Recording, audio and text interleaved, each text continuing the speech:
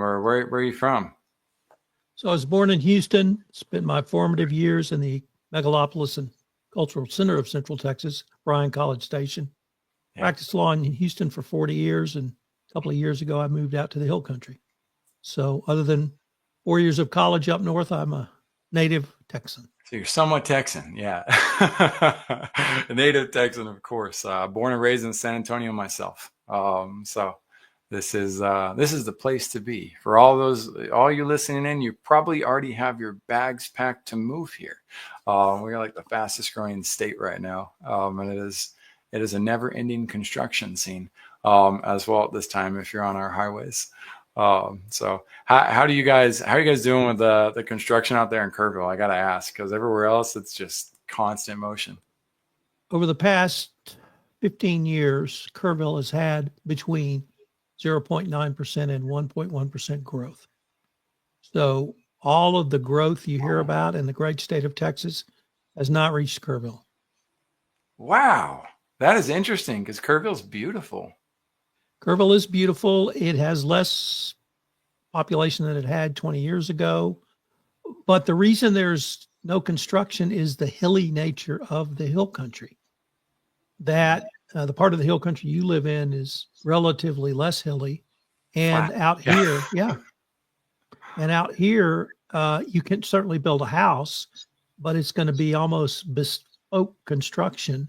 And it's very hard to build large tracts of affordable housing, whether those be apartments or relatively inexpensive homes. And by relatively inexpensive, I mean $250,000 for the home. So we haven't experienced the tremendous growth that the rest of the state has. And it's even more coupled with two things. One is Kerrville itself, I would not say it's progressive. Mm-hmm. It's less right. But Kerr County is extraordinarily right. And that may be because the demographics of our county is, let me get this right, 38% are 65 or older, and they don't want change. Right. They don't want any new businesses. They don't want any new people. They don't want any new stuff. It's an interesting dynamic to see the county push back on growth and the city say, we need some growth so we can sustain our, I think, 22,000 population base. Yeah. It's interesting. You get the opportunity to build communities selectively. It's not it's neither here nor there in my opinion of like what's right or wrong, but it is a beautiful place. And I will say it's one of my favorite Starbucks there is. Y'all got a Starbucks right on the river. Right on the river. Outside there and I did a podcast out there once. Just sitting right there by the river. Did one of my interviews, and it is a peaceful, beautiful environment to be in. So those of you tuning in, Tom Fox has the Compliance Podcast Network. He's an experienced podcaster, also experienced in all aspects of compliance. And there's some legal topics we might dive into as well. The beautiful thing about podcasting is it's such a new industry that there's a lot of opportunity for being able to dive into it and get into this game without worrying about all the red tape that exists with so many other types of businesses. Like if you're going to create biopharma company, or if you're going to create a law firm, an office, you need accolades for that. You need licenses for that. In the world of podcasting, it's kind of a wild, wild west right now. You can just get into the game, yet there are still all sorts of challenges. There's risks, there's threats, there's weaknesses. There's opportunities and strengths, of course, that you can lean on. But we'll be diving into that. Before we dive into that topic too much, you've been around the block, Tom. You've done a few things over the last couple of decades at least. So I honor that, and I know there's a tremendous amount of wisdom that came from all the years of study. What 3 resources would you recommend for other visionary leaders out there? Well, number one is your colleagues, and your colleagues can be people you meet on podcasts, just like you and I are meeting. Mm-hmm. It doesn't mean we're homogeneous. It means that our diversity can make us all better. And your views on leadership may be different than mine, but guess what? Mine aren't the only views. And so I can learn in that method. Two is to have some mentors. I'm a lawyer by professional background, and the three most difficult people I worked for in my professional career, I learned the most from. They were hard, demanding people who, I wouldn't say they demanded perfection, but they demanded my best.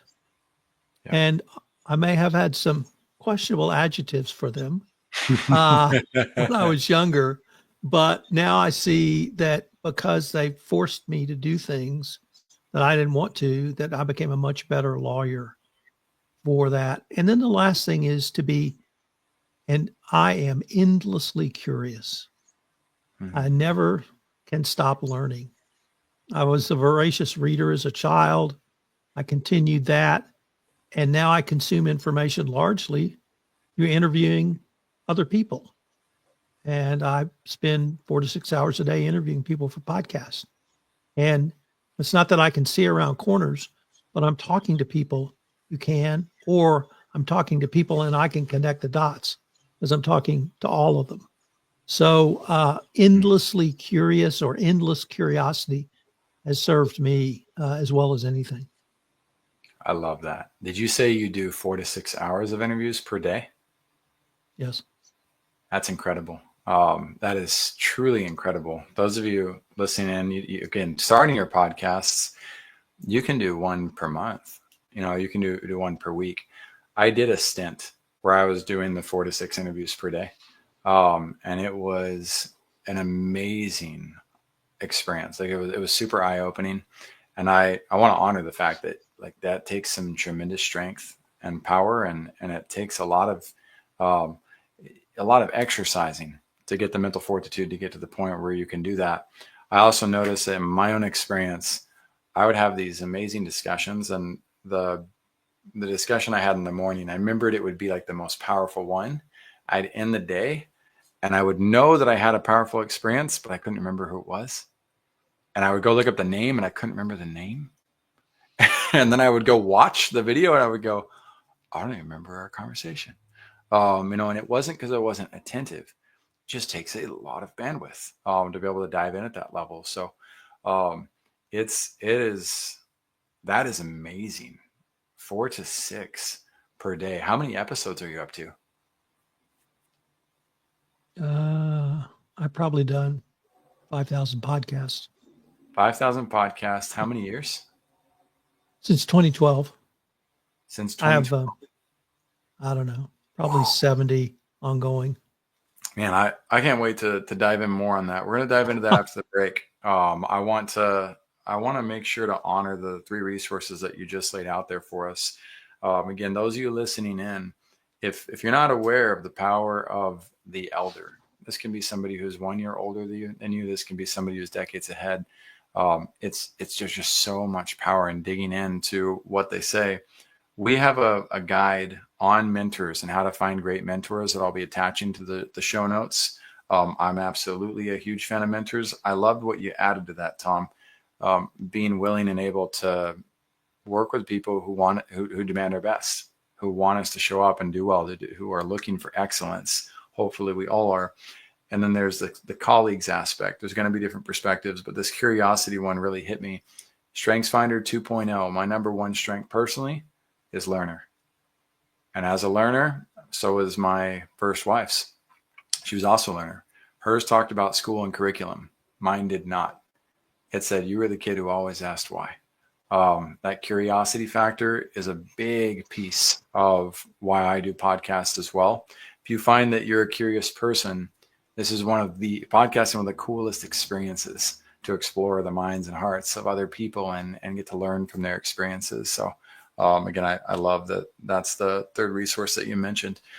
Anything else you'd like to add before we go to the break? No, let's go to break and then we'll come back. That's perfect. Mr. Efficient as well. I love it. We'll see you guys on the other side. All right. Welcome in to Vision Pros Live with Jackson Calame. I'm your show host. We will be doing interviews for visionary entrepreneurs and guest leaders who are building fantastic visions out there.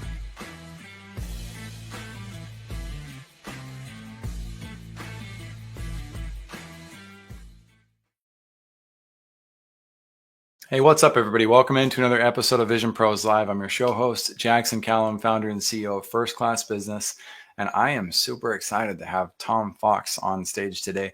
We're going to be talking all things podcast with you guys. We're going to do our best to dive deep into certain topics, which will limit the time, but we'll also try to explore as many things as possible to help you on your route to maybe becoming a podcast guest or becoming a podcast host yourself. Right now, there's such a great season of life and time to be launching a podcast and getting into it. If you've had that inkling, listen up. We'll talk about the goods, the bads, and the uglies as well. I tend to gravitate towards the uglies. Why?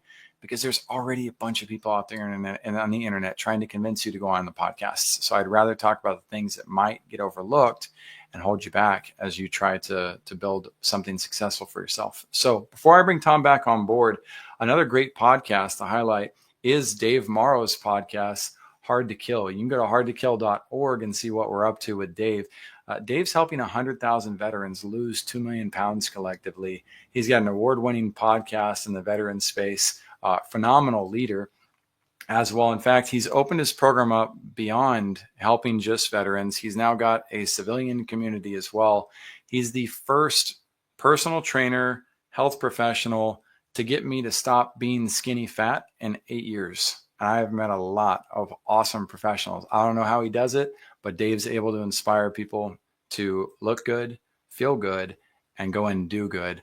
It's been an honor to work with him for the last 6 months. And again, I highly recommend checking out his podcast. And if you're a military person, you'll for sure benefit from what he's doing, how he's helping people. And he always needs more warriors to help lift the others who also need such support.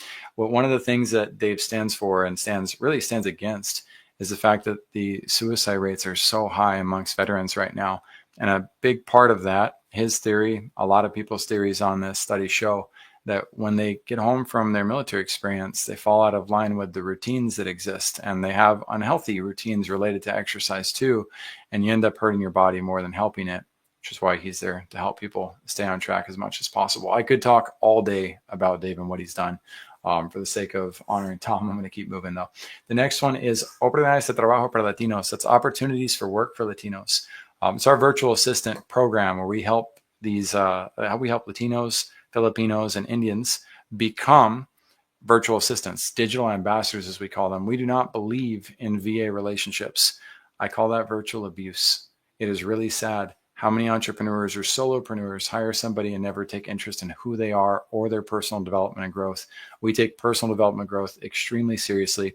We're looking for Latino leaders who would want to be on this podcast that's with my Spanish team, inspiring other Spanish speakers to take a little bit of hope and faith and action themselves to consider that, you know what, maybe there are job opportunities out there. These are people who don't know about LinkedIn.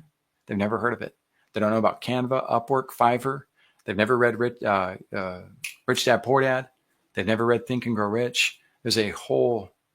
There's millions, possibly billions of people out there who could benefit from this type of a program. And we hope that you consider joining us on this or launching something to help us bridge the economic gap between North America, South America, and rest of the world. Then there's the water project. I'm feeling a little bit thirsty right now, but the real reason why I focus on this is because I've never truly been thirsty in my life. I don't have any affiliation with the water project. I just contribute to it and love what they stand for.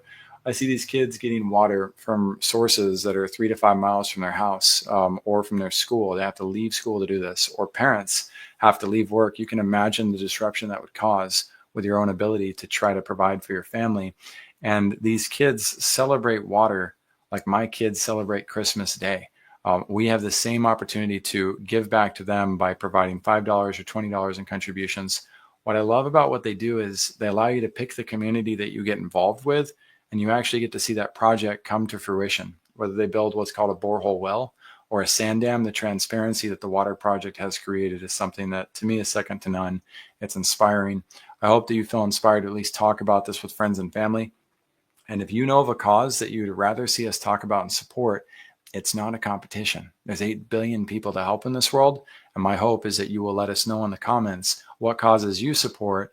I'll do some research on that as well. We'll try to get it out there. It's one of the great privileges of rocking this microphone is if I'm going to be doing this for a living, and I'm also going to do everything I can to help out people who don't have the same privilege. So join me on that if you will. And without further ado, let's improve your lives with an interview with Tom Fox on how to get into this whole podcasting world and have a great experience. So Tom, welcome back to Vision Pros Live. Thanks for joining me. Thanks, Jackson.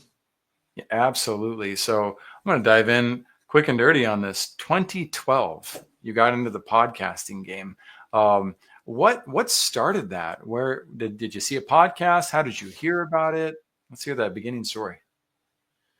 So in 2010, I started my private or a consulting firm, basically my own law practice.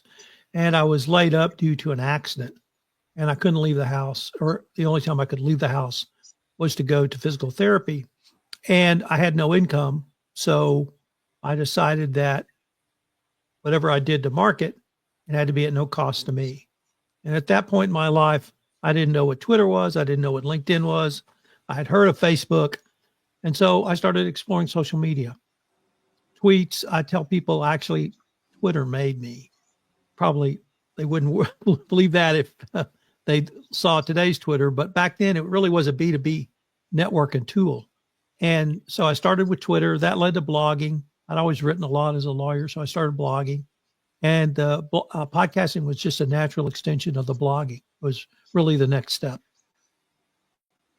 Wow. Okay. So, and on Twitter, you have 108,000 followers. So in fact, you have 108,001. So got that followed on there. And I really do like Twitter. It's one of those platforms that is underrated and often misunderstood. I guess we should call it X now, not Twitter, but it's a platform that is so different in terms of strategy and how to use it than all the other platforms that exist out there. We'll reserve that strategy for later. I know Alex Hormozy has some great content on how to maximize Twitter as well. So you got into the podcasting world. What was that like? How did the upload process work? What platform did you use back then? It was about as simple, as straightforward as it could be. I'm a Mac guy, so GarageBand was preloaded on my podcast. I was on WordPress to blog. And so I simply got a Libsyn account, loaded it up, put the podcast into Libsyn, published it on the traditional podcast platforms, put it on WordPress, and I was rocking and rolling in about 6 hours. That's awesome. And that's pretty similar to today. The podcasting world's not that hard. People complicate it, especially providers. We have a challenge in that there's a quote, you've probably heard it, Tom. When you start selling a hammer, everything looks like a nail. And so we get all these people out there that are promoting podcast publication to get your studios and make sure you do it right. And, that end up making people second guess themselves. I guess I can pick on myself there too. I like to talk about the uglies of it as well and talk about what challenges exist. But when I launched my podcast, I just went live on Facebook and I called it a podcast. My team goes, "That's not a podcast, Jackson." I said, "It's my podcast." Mm-hmm. And they said, "Well, you have to have this and this." I said, "I don't, not on my podcast." And they're like, "We have to have the RSS feed." And I was like, look, if you want to build all that, awesome. But I'm going to go live again tomorrow and I'm going to call it a podcast. So there you go. Tom, do you agree with the philosophy? Is that wild and dangerous? If you were to start today, what would you do? Exactly what I did before. Good. It works, doesn't it? Here, let me take your phrase ugly. Yeah. In my opinion, there's nothing ugly in podcasting. I'm often asked, what lessons did you learn or what mistakes did you make? Like, with the exception of one mistake that every podcaster has made, I've never made a mistake. I've grown. Everything that I have done has led to where I am today. And it's been a learning opportunity. It's been a growth opportunity. Now, that one mistake is, fortunately, when you do it, you never do it again. And that, of course, is don't hit the record button. I've made that mistake. And everybody's made that mistake. And once you make it, guess what? I one time flew to Boston to interview a Harvard professor at an hour-and-a-half interview. It was fabulous. And I looked down and I went, uh-oh. the red light's not on. Oh, I can't turn it off. So yeah, I always hit the record button. Other than I hear that, that. it's just been growth.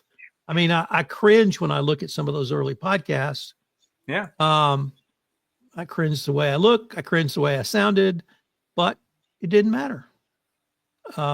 People Yep. were interested in what I had to say because they were interested in the subject matter. I appreciate the challenge on the ugly reality, right? That it may not exist from your paradigm. I'm also going to highlight there's some naivety to that, though. And here's why I would say that. One, I would never get in a Lamborghini that doesn't have a brake. And I would never fly a plane that doesn't have landing gear. That's just me. There are some potential ugly outcomes with that. Billy McFarland is the latest celebrity story in relation to doing things irresponsibly. The irony is his bounce back story is almost proving my concept wrong at this point. But this is the man who planned the fire festival and who went to prison because he wasn't able to fulfill on the things that he was promising. And that the bounce back irony right now, I'll own it, I'll recognize it. That's probably going to make him that much more successful now that he's actually planning on doing the fire festival again. And he's already sold out the event yet again somehow because people are crazy. But that's the rare exception to the rule. Most of the stories of people who launch things irresponsibly end up in prison permanently or end up dying or end up being killed. And I think there's a real reality associated with that with podcasting. If you're launching a podcast for the sake of making money, or you're launching a podcast with the end goal that it's going to make you rich and famous, again, kind of sake of making money side, you could very well end up hurting all of your existing relationships, hurting your own life, and putting yourself in real financial jeopardy. And it's not fun as somebody who's a consultant to meet people who launched a book, for instance, and are $300,000 in debt in the hole. And they've got a book where they've claimed they're an international bestseller and they've got 2 reviews on Amazon. And you're like, everybody sees that. And everybody knows that. And now they have nowhere to go. So the challenge of, can we do this without a break? Sure. But what would you say about some of those stories where people have been killed or gone to prison for standing up for something or doing something without the responsible ethics of compliance in place? You're a compliance guy. I'm curious. So if you start something and you do something for a fraudulent reason and you hurt people, whether financially, emotionally, psychologically, physically, you should pay for those. But Tom Watson, the first president of IBM, said, I want to hire the guy who's failed. Yes. And they're going to come back faster and better if they've failed. Right. Let me go back to the Lamborghini. You know the reason there's a brake in a Lamborghini? It's so you can drive fast. Yeah. That's why you have compliance. So you can do business quickly and efficiently, yet stay on the right side of the law. So no, if there's no brake, you can't drive fast. And that's what compliance is. Huge. I love that. It's super important. And I'm going to go back to what you said about fraudulent. I think the sad reality is most people don't have an intent to be fraudulent. I believe that. I don't think their goal is to hurt people. Is to go into, there are certainly the narcissists that are out there, but most people go into those situations having been hooked, baited, and switched by somebody else who gets them into it. And yeah, they got a little bit of a victim mentality, perhaps. They've got a little bit of naivety to what they're doing, but therein, to me, lies the challenge is how many times I've seen people that were good adults, pretty responsible, understood things about life, but they end up selling the farm, and giving everything away when they're trying to launch something like a podcast. But maybe it's not ugly after all. I don't know. I'm having a hard time seeing how there's no ugly in relation to it because of the negative experience I've seen people go through. The fraud Pentagon tells us that fraud occurs when there's pressure, rationalization, and opportunity. So if you start out somewhere, and I saw a lot of lawyers fall prey to this, they live beyond their means. They start doing something stupid like stealing clients' money, and then they rationalize, well, I, I earned it. I deserved it. And when you have those three things in common, then people move from, oh, I made a mistake to, oh, I'm now engaging in illegal conduct. And it's sure a slippery slope, but hopefully the ethics, the ethical underpinnings that we all have will keep us from doing that. But we have to be ever vigilant. Which is exactly why I just cannot go towards that. There's no ugly, because I don't have that hope for all people, right? I have the hope I want to give people the benefit of the doubt, but I just know with what I've seen that not everybody's going to align with that. You said pressure, though, rationality, and what was the other one? Pressure, rationalization, and opportunity. And so you mentioned the guy who founded the Fry Festival. I remember when that documentary came out, I asked my then teenage daughter the following: do you think he started out intentionally to create fraud, or it just got away from him? He had something, and she said, I don't know, Dad. And I watch it, and I don't know.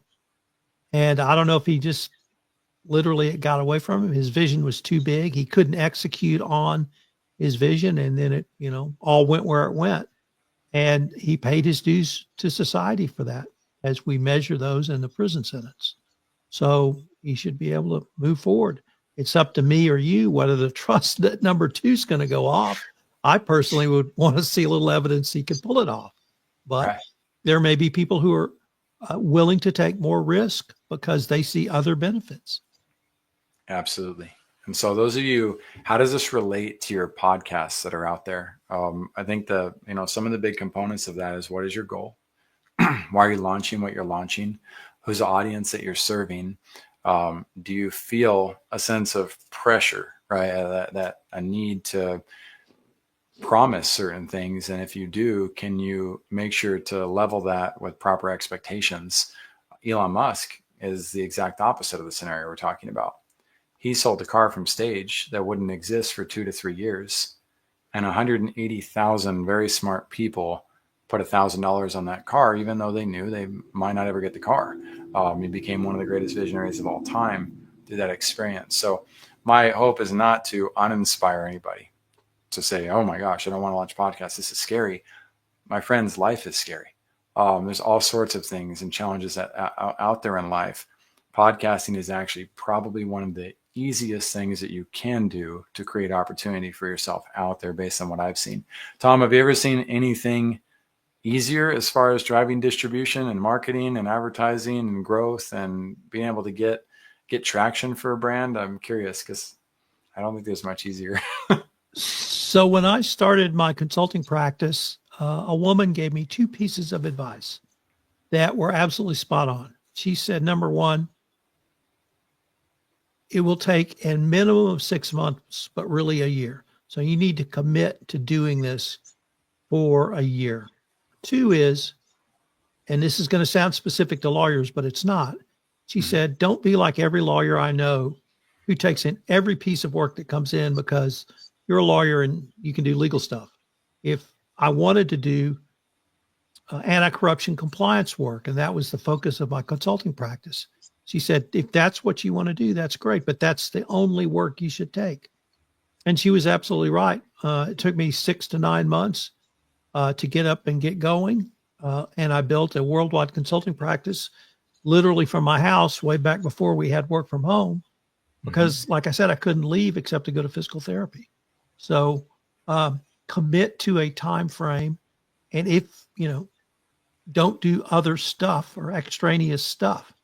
And I did that in my podcast business as well. And it paid me back in spades. Huge. I'm going to add some valuable variables to this equation and that conversation of the woman who has not gotten credit yet. Are you going to give credit? Who's the woman? Francine McKenna. Francine who?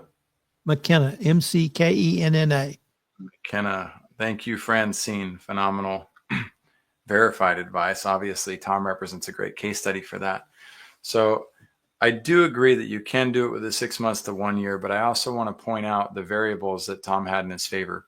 Tom had already practiced the law and art of the 10,000 hour rule, right? He'd already gone to school. He had already become a lawyer. And so there was a whole background of experience that exists there.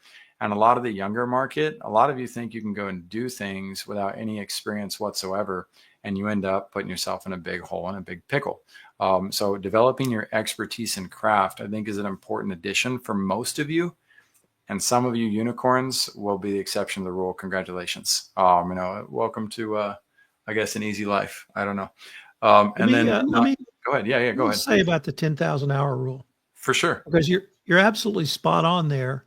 But here's why I was able to make it work. Uh-huh. I took an area of a law I had never practiced in, or had done very little practice, but the area was incredibly narrow. There was one law and about 5 cases.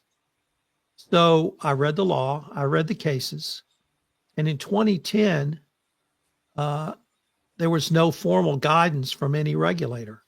So I could say, Tom says this, and it was as equally valuable as if Jackson says this.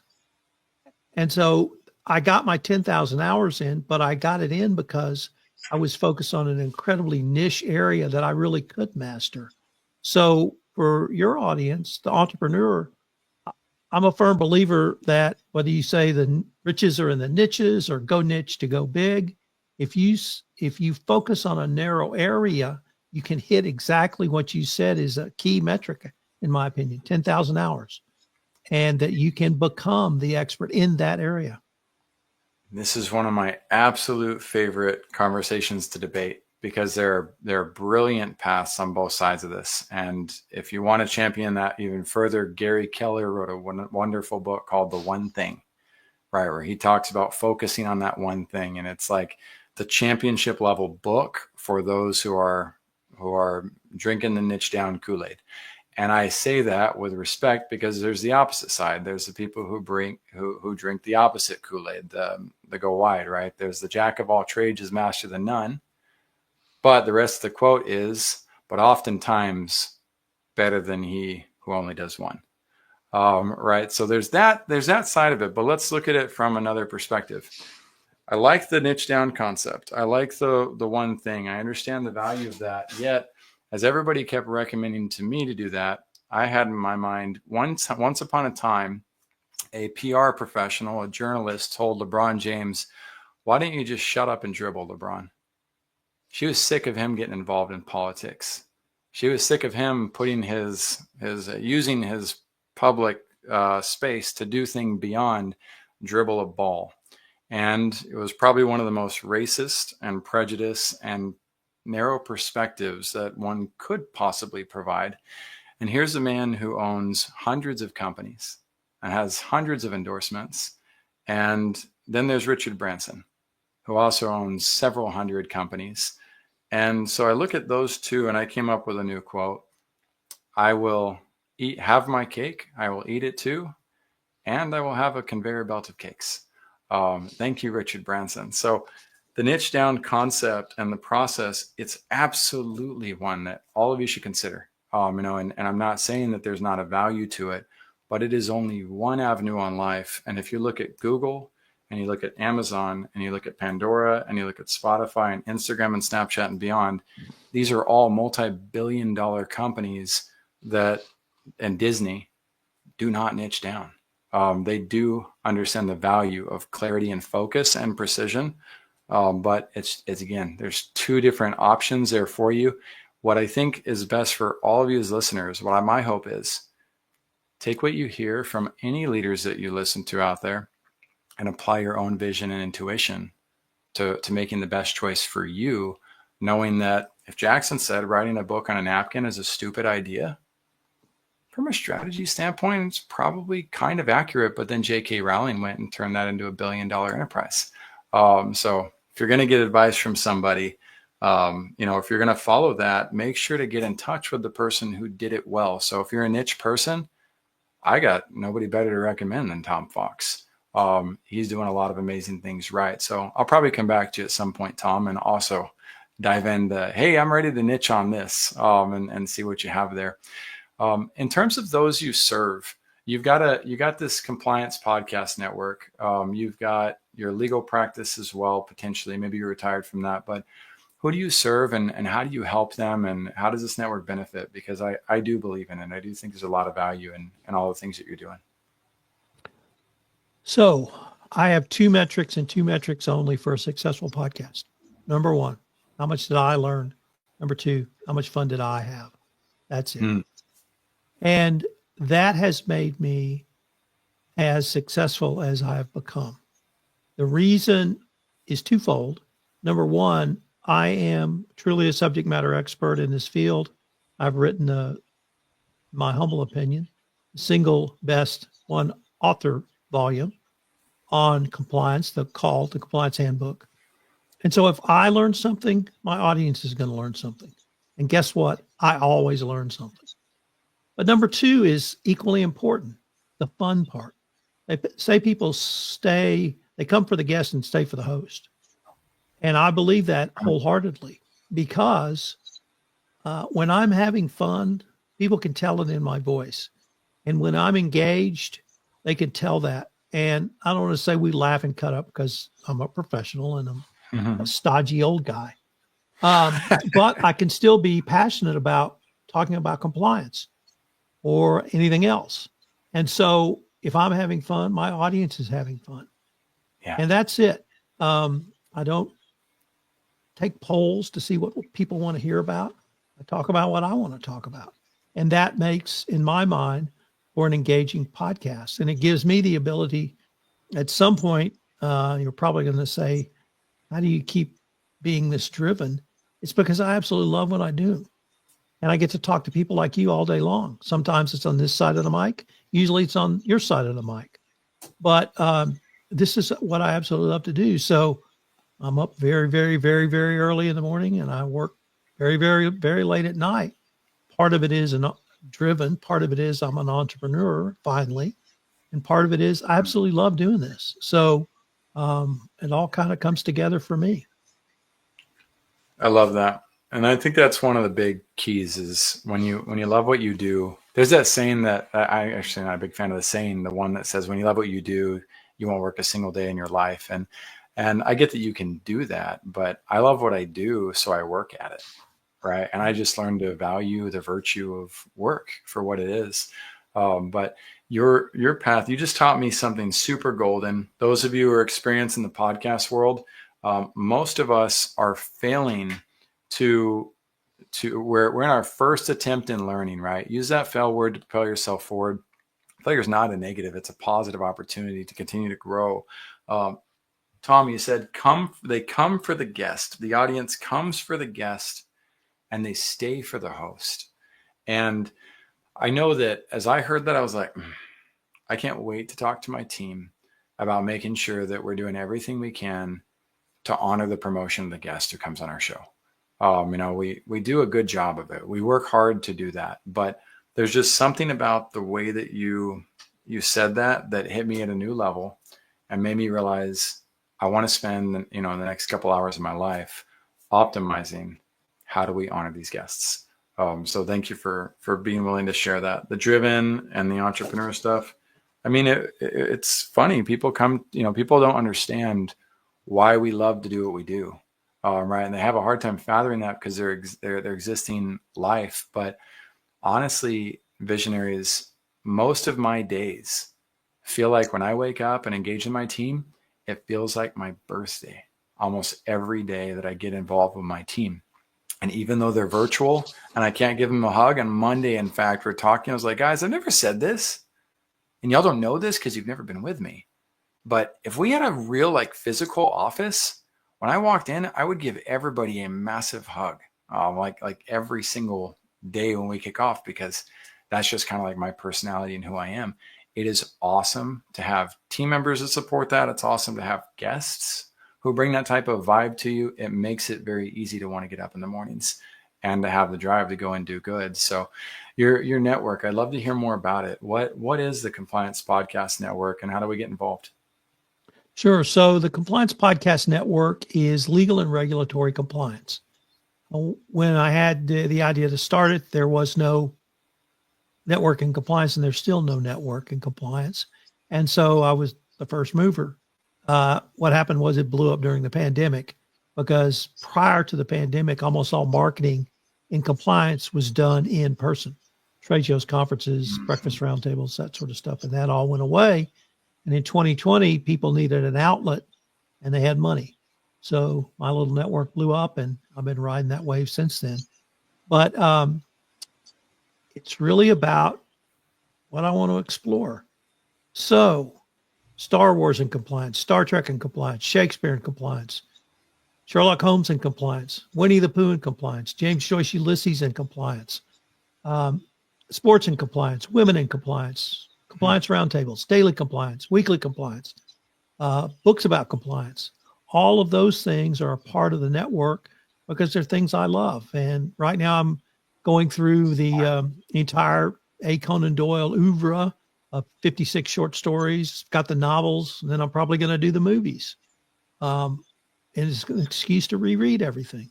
Every summer I do Star Trek, the original series, leadership lessons from Star Trek, which I call Trekking Through Compliance. And as my wife said, this is really just an excuse to rewatch every episode, isn't it? I'm like, yeah, really, it is. So, and people love that. It's just storytelling. What are the lessons from the MCU in compliance? I've done that. What are the lessons from Oscar-winning movies? I'm doing a presidential leadership series for the business executive. And it's just ways to shake and bake and slice and dice compliance that are interesting and interest people. And most importantly, they interest me. Oh, I love that. That's Gary Vee. A long time ago, I heard him talk about how if somebody wants to have success within like 120 days, I don't remember what I think he said 100 days. Go out. If you live in New York, go to First Street and interview 3 people. They're just walking by, just doing it. And then the next day, go to Second Street and do the same thing, and go to third. Just work your way up. I was like, you'd have an incredibly successful show and podcast and opportunities coming at you from every which direction if you just stick to it and be consistent with that. And so the underlying theme that Tom's talking about, I'm alluding to, and that Gary also hit straight on the head, is if you just go for it, you know what you have in your life, what you love. I love that you centered around fun as well. It's obviously a big value and virtue for you. And those of you listening in, maybe you're not into fun that much. It's like, well, who could? I'm a fun guy, kind of, but I'm a healer. That's what I do. That's what I gravitate towards, is healing. I tend to be more reverent. And so there's people who've got like faith-based podcasts. Some of them combine faith and fun. Some of them combine faith and like meditation. And so whatever makes you feel good, right? Whatever helps you maximize how much you value life, lean into that as a core piece of why you would get into podcasting. And that will likely inspire you to head new directions. I love how you broke down compliance and all those different categories related to things that you love. It's a model that I don't think we hear about enough. And so then we don't give ourselves permission to do that. And you kind of, you create that inspiration for us, Tom. So again, I really appreciate the wisdom on it. We're going to dive into my favorite question of all time. And that is, if this was the very last chance you had to speak today, like at all, ever, what powerful lesson can other visionaries learn from your experience? Just do it. Whatever it is, whatever you want to do, just do it. If you want to study insects because that's your passion, just do that. I was a lawyer for a long time, doing a lot of things I didn't enjoy. And I finally found a passion around being a lawyer in the world of anti-corruption and anti-bribery. And that's a worldwide scourge. $3 trillion is lost to the world's income annually from theft through bribery and corruption. I am a part of that fight. I'm not on the front lines. I'm not a lawyer. I'm not a legislator passing a bill. I'm not a prosecutor prosecuting people who've engaged in illegal acts. But every day, everything I do pushes the ball forward just a little bit. And I get to revel in that. And one of the nicknames I have is the compliance evangelist, because I see compliance as the good news for corporations to fight bribery and corruption.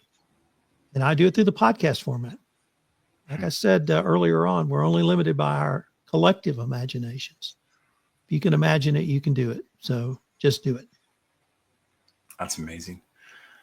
Well, you heard it from Tom Fox, founder of the Compliance Podcast Network. And Tom, do you have a guest application form for people who may want to be a guest on your shows? Or how do you go about managing your guests? Sure. So just reach out to me on the Compliance Podcast Network. You can leave me a voicemail on an app called SpeakPipe, or you can send me, there's a form if you want to be a guest. Just fill it out, and that will get to my team as well. And we'd love to have you if you want to talk about compliance. Who are you looking for as far as guests for your show? Anybody. If you have an interest in compliance, I'm interested in talking to you. That's really neat. That's like Albert Einstein stuff right there. Right. Just being able and willing to explore what's there and see, and getting, again, I'm going to go back to this mentorship thing that you talked about in this colleagues reality, right? It's once you dive in with somebody, there's just no telling the direction of how deep it's going to go or what you might learn from their perspective. So to be curious and hungry and ready to appreciate all people, like that's beautiful, man. Go ahead. You got a burning thought. I can see it. I do. This just happened. In 2018, two women came up to me at a conference and said, "We don't think there's enough diversity in your network." And I looked at them and I said, "You're right. When are you starting your podcast?" And they said, No, that's not what we meant. I said, "That's what I mean." So they literally didn't know how to hit a record button. I showed them how to do that. And they started a podcast, and they called it Great Women in Compliance. And they started a LinkedIn group called Great Women in Compliance. Well, that LinkedIn group led to an entire community. And at that point in time, there were no support groups for women in compliance. They built a support group from that. They wrote a book about their experiences. Post-pandemic, a compliance conference gave them a session about women in compliance. It was so successful, the next year they gave them a 3-hour workshop on women in compliance.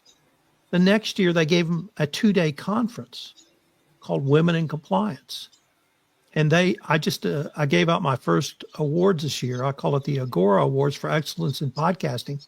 And I gave it to these two women, Lisa Fine and Mary Shirley. And I tell people they changed the world. They created a support group for women professionals in compliance when there was none, and there still is none. That's the power of podcasting, and that's the power of one idea. And I don't know how many drinks they had before they worked up the courage to come up to say that to me, but they did. And I just said, "You're right. Let's go." I love that. Get it done. I love that.